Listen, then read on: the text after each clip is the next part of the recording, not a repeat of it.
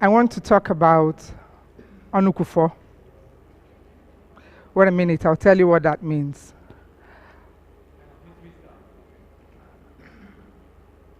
It is a story about getting away from the stigma of negative labels usually attached to people who differ from the norm.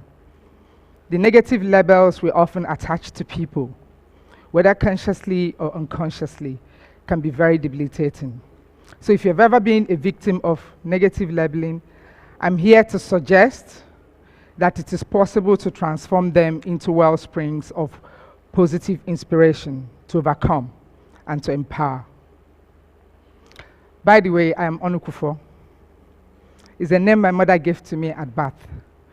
It's actually a Yale word. It means shut up.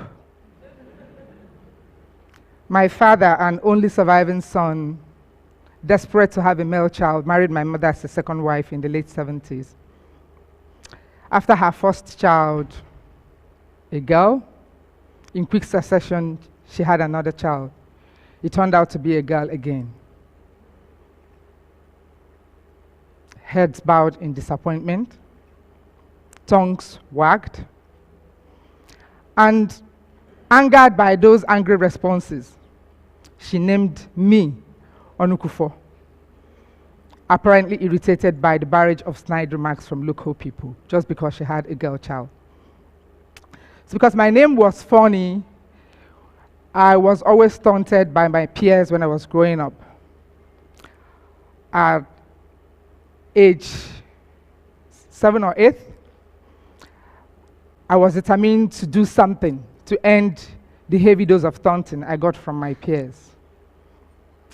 So I woke up one morning, took my eraser, and wiped off Onukufo from my notebooks, from my textbooks, from my toys, and the few possessions that I had. And I changed my name from Onukufo to Ihoma Victoria.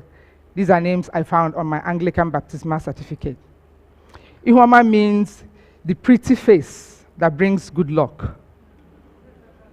I noticed that when my name changed from Onukufo to Ihoma, people suddenly began to ascribe beauty to me, even though I was not a very beautiful child. I saw how attitudes began to change. I saw how heart stances began to melt. And increasingly, there was like greater cooperation, better appreciation of my talkative and tenacious personality. At that age, as young as I was, I found out that it is possible to transform ugly situations that restrict us from realizing our full potentials. Today, I'm a lawyer working for Spaces for Change, an organization I founded in 2011. Drawing from my childhood experiences, we are working to challenge and to shift the negative narratives and the labeling often attached to slums and informal settlements, housing the poor and low-income earners who are unable to afford the high rental accommodation in urban centers.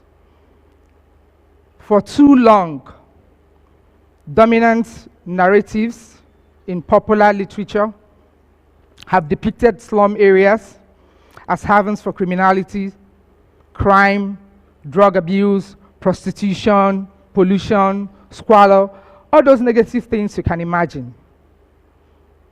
On account of these labels, authorities use them as justification to demolish the homes of the poor, to displace them from where they live, to exclude them from decision-making, and hand over their lands to the rich.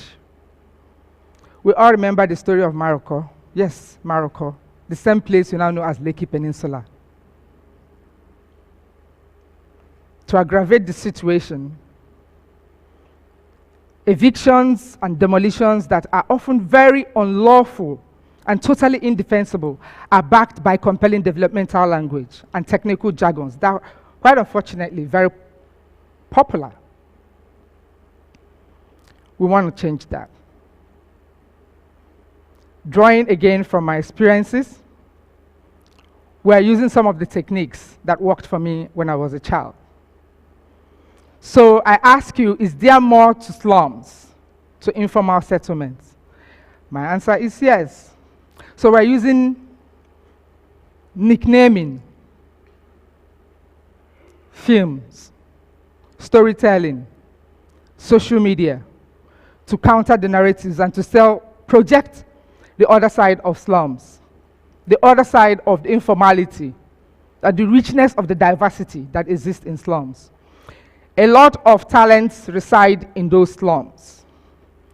Despite the challenging conditions that they live, despite the inequalities, the stark inequalities in access to housing resources, many of them are very talented. They are simply looking for opportunities to excel, opportunities to become, opportunities to prosper, just like everyone else. So we're combining digital technology with traditional organizing methods to empower slum dwellers to assert their presence, to communicate their concerns and their uniqueness in the urban space.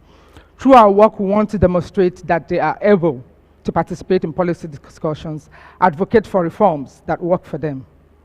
I want you to know that slums are packed full of ordinary people, just like me and you. They have needs, they have desires, they also aspire to live in a better place. If they are given an opportunity, they will not live in those areas. But circumstances have forced them to remain there. We may not all agree, but I must say one thing. They deserve to have a place to live, even if that place is a slum. And not only that, they have a right to live in the city. And for the sake of that right, they deserve a chance to remain and to overcome. Good afternoon.